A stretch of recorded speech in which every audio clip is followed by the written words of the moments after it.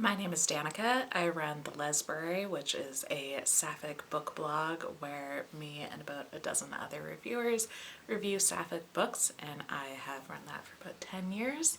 And I'm also an associate editor at Book Riot, and at Book Riot I have a newsletter called Our Queer Shelves.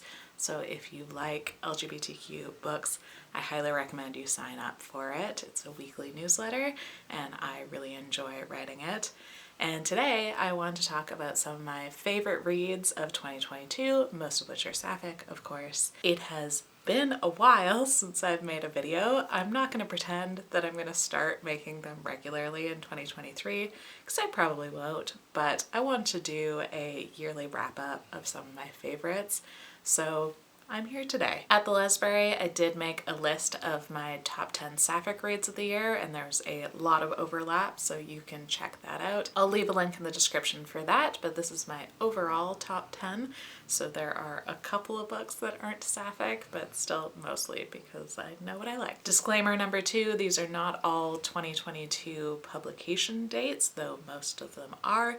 They're just books that I read in 2022 and loved. There are so many other books that I could mention, so some honorable mentions include The Dawn Hounds, Other Ever Afters by Mel Gilman, The Long Way to a Small Angry Planet, The Book Eaters, I'm Glad My Mom Died, and A Merry Little Meet Cute. I loved all of those as well. And doing these roughly as a countdown, but it's fairly arbitrary. I still love and recommend all of these. In my number 10 spot, I have Fine by Ray Ewing. This is a graphic nonfiction book that is about gender. It's about the author's exploration of their own gender, but it's also a bunch of interviews with people about what they think about gender in general and their own, and it was fascinating, and I actually had to stop in the first 10 pages and journal out what my answers would be. It really made me think about gender in my own. My only complaint is that most of these interviews happened around 2013, and I would love an updated version. I would love to see what people's answers to these questions would be now, almost 10 years later, as I think that we have a better understanding as a society about the nuances of gender, I hope.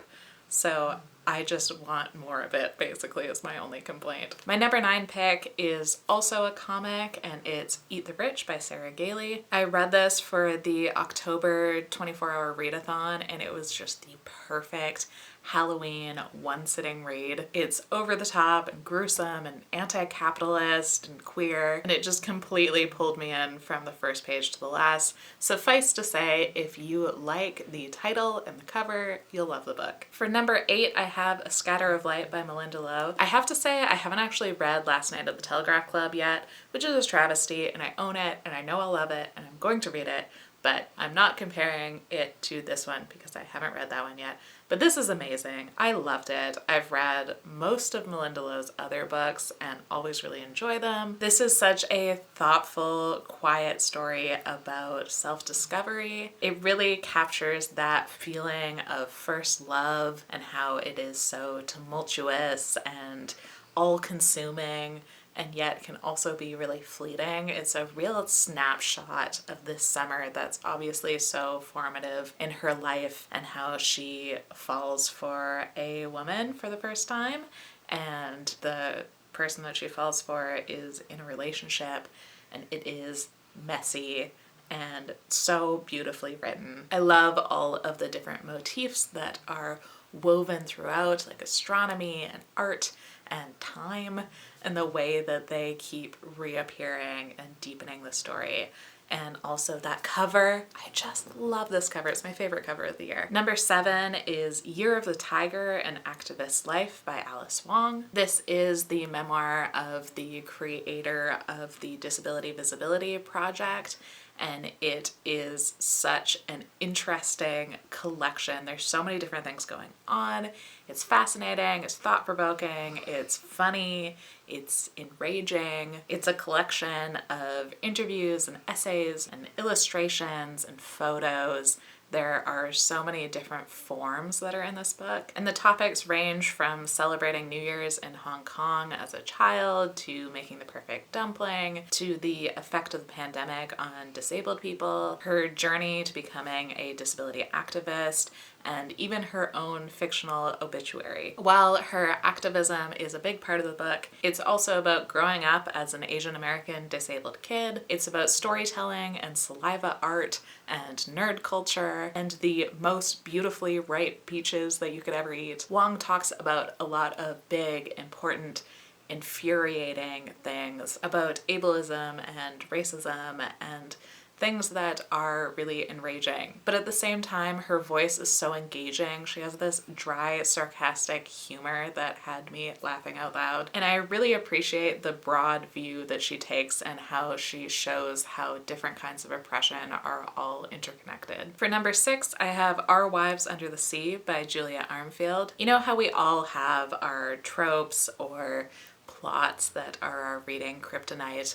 One of mine is underwater stories. I cannot resist an underwater story. So when I saw this Sapphic horror, this kind of gothic horror that is partially set in a submarine that is just trapped underwater for months on end, I knew I had to pick it up. So that's Leah's perspective, but we also see from the perspective of Leah's wife after Leah has come home, but she's come home changed. Something is different about her. While there are certainly some unsettling body horror sort of scenes, this is mostly a story about love and grief. The story unfolds in this distant, dreamlike way, and that grief just suffuses everything. If you need your plots to have clear explanations, if you hate ambiguity, this is probably not the book for you. But if you're in the mood for an atmospheric gothic novel, I highly recommend this one. This is exactly what I want from horror, to just be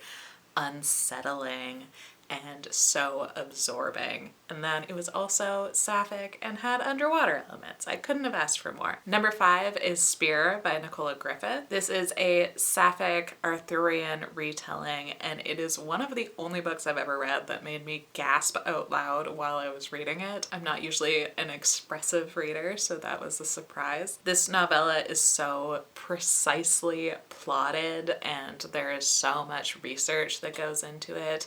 It is set in Wales, so it was a bit of a learning curve in the first couple of chapters to get used to all the names and places and words I was not familiar with, but it was absolutely worth it. It has this timeless quality to it, but there's also so much depth to the characterization that makes those characters feel relatable and memorable. This is a small book that packs a big punch, and I was surprised by how moved I was by the romance, considering that it's not a very big part of the book. It really shows up in the latter half. But now, after I read Hild and this one, I am on board for anything that Griffith writes, and I can't wait to see what's next. For number 4, I have Buffalo is the New Buffalo by Chelsea Vowell. This is a collection of Métis futurism stories. Vowell is exploring Métis worldviews throughout the past and the present and how they can influence the future as well. One of my favorite things about this collection is that each is followed by a short essay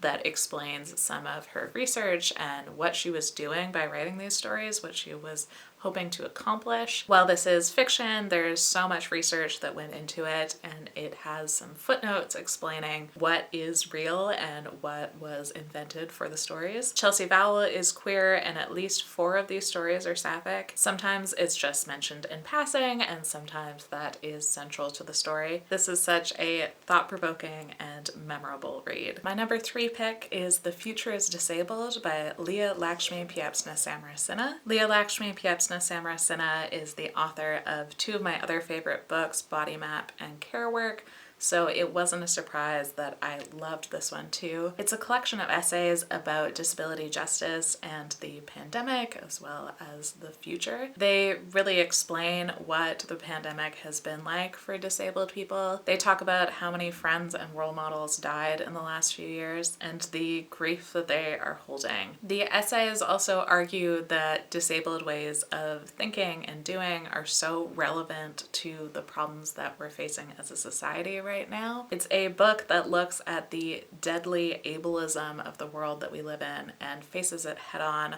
while also imagining a hopeful future that is inspired by things that are also happening right now. I really appreciated that I got to read this book and Alice Wong's book in the same couple of months. They were really interesting in conversation with each other, and I highly recommend that you read both. Every book about disability justice that I have picked up has been so thought-provoking and mind-expanding, and I feel like I just have scraped the surface of how much this movement has to offer and how much wisdom there is there. This is another one that I definitely want to reread because I feel like there is a lot more in there that I couldn't even take in the first time. Even though it's really readable, there's just so many interesting ideas, and it's something that I will be processing and returning to. For number 2, I have Light from Uncommon Stars by Reika Aoki. This is the first book that I read in 2022, and it was an amazing start to my reading year. It's also such a tricky book to recommend. It's about aliens and demons and curses, but it's also this really grounded character study. It's hopeful and comforting, but it also has descriptions of abuse and bigotry and just horrific, brutal acts of transmisogyny. I highly recommend that you look up trigger warnings before picking this up. The disparate parts combined into this heart-achingly effective story, but do be prepared to be reading about the best and worst of humanity. This is a gorgeous, multifaceted story that I bounced between wanting to read it all in one sitting and also wanting to stretch it out as long as I could. There were times where I put this book aside for weeks and then came back to it because I wasn't ready for it yet, I think. But overall, I just absolutely adored this, and it's another one that I can't wait to reread. It's exactly the kind of challenging, hopeful, unexpected read that I want so much more like. And finally, my number 1 pick, my number 1 read of 2022 was How Far the Light Reaches, A Life in 10 Sea Creatures by Sabrina Imbler. This book is exactly why I don't do my favorites list early, because this was a December release and it shot to the top of my favorites for this year. It's a really interesting combination of science essays about marine animals as well as personal essays from the author's own life, and then the parallels that they draw between them. Even though I don't usually read science writing, I would have been very happy with either of these two aspects. If this was a book that was just essays about underwater animals, there's that underwater thing again, I would have loved it. If it was just a personal memoir, I would have loved it. But in combination, they are so much more than their parts. I got to really look forward to ending each day with one of these essays. I really savored reading this. It's philosophical, thought-provoking, curious, and kind. It's also a really queer book, which obviously I loved. It explores queer people as swarms, as shapeshifters, as immortal. Even if you too are not usually a reader of science writing, I really recommend you pick this up. It's super accessible, so engaging, and just fascinating. I can't wait to see what they write next. Also, I love that just completely randomly my number 1 and number 2 picks have all these similarities. Like, they both have dark covers with colorful fish on them, and they both have really similar sounding titles. Clearly, I have a type. So those are my top 10 favorite books I've read in 2022, and I will leave a link in the description with my Lesberry list, which also includes links to my full reviews for all of the Sapphic books that I mentioned, which was about 8 of the 10. So most of them I will have full reviews there as well if you want to see more of my thoughts on each one. Let me know in the comments what some of your favorite books of 2022 were, especially the Sapphic ones, and thank you for watching.